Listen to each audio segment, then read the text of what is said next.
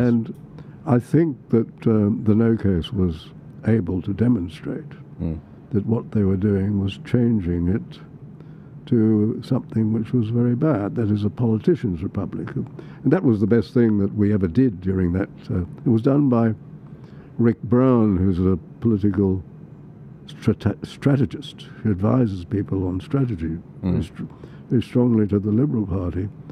He was our director in Victoria. We had directors in every state. And he came up with the wonderful motto. We had a number of mottos, slogans.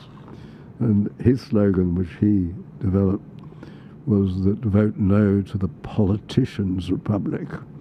If there's something Australians don't like, it's politicians.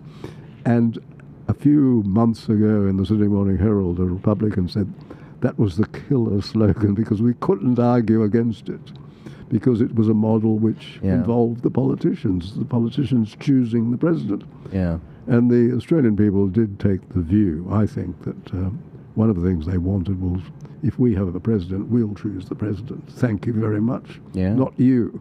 That's right. That's the only thing. Yes. It's such a great point about Aussies not liking politicians, because one of the biggest obstacles in Queensland, from talking to One Nation and a number of parties up there, they say, Joel, we want an upper house. It'll help us a lot. But the big problem is, you try and make the argument to the average punter out there, we need more politicians. It's not going to work. Well, what you do is you say, well, we're going to have no more than we have at the moment. We're going to make the lower house smaller. But secondly, we're going to put a provision in the Constitution that you can't pay the politicians in the upper house, and they can't be ministers. You can't pay them. You can't pay them. Imagine if you couldn't. I remember arguing something about not paying politicians. It was in a submission to Parliament. Not paying members of the convention, that was it. And there was a Labour politician on the committee. The only thing that he took umbrage to, I mean, he'd had a lot to take umbrage to in our submission. It certainly wasn't what he was arguing, but what he really took umbrage to was the idea that members of a constitutional convention couldn't be paid. Yes. Because this is very much something which is very dear to the heart of the Labour Party. It's probably dear to all of the big parties now, that politicians be paid. The wonderful thing, I think, one of the wonderful things, and there are many wonderful things about him, one of the wonderful things about the President of the United States is that he sends back his salary. That is true. Sends it on to somebody else. That's right. Some charity. $100,000 or something every paycheck, every quarter. He sends it to some charity, or the fireman's charity. So in New South Wales, there's a history. This may be the only thing I can say back in the day. John Ruddock got elected for 8 years. I recently found out it used to be 12 years, and they didn't get paid anything because and it was generally only landowners, because no one could afford to actually take the time out to do the job and had the knowledge.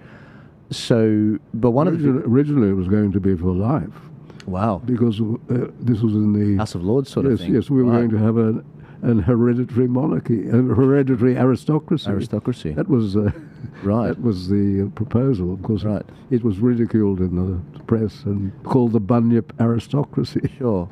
Can I counter the point? Because someone on this show has also said this. He said, look, I think we should pay all the politicians $1 million each.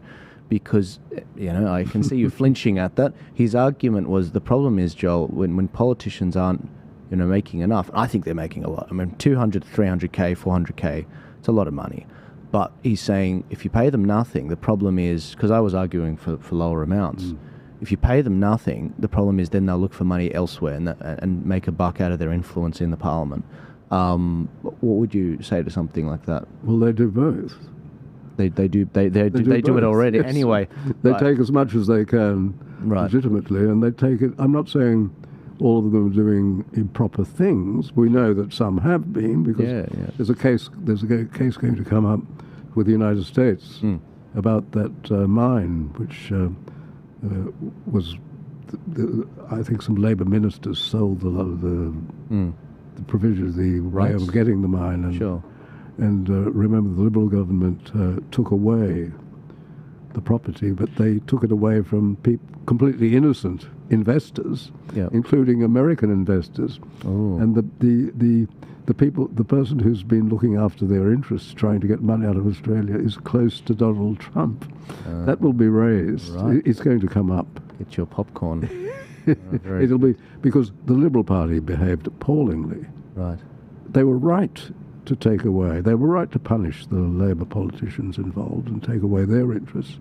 But some very innocent investors lost all of their savings. Wow. Which should not have happened. And in the same way that they were selling the licenses to taxis when they simultaneously released the right to Uber to have the Uber cars. Now that was, I think, Uber cars are wonderful. Oh, of course, yeah. But they should not have done that. They should have refunded, at least refunded, what people had paid for their taxi. Because the taxi license now, there was I remember I was told about a man, he bought a number of taxi licenses. That was to be his superannuation. Now they're worthless, almost worthless. Of course, yeah. Yeah, I was going to say with these government interest things, they really do. This is why people they have that reputation, because systematically they're going through segments of society, different professions, and they're annoying different segments of the population. It's like no wonder. Yes.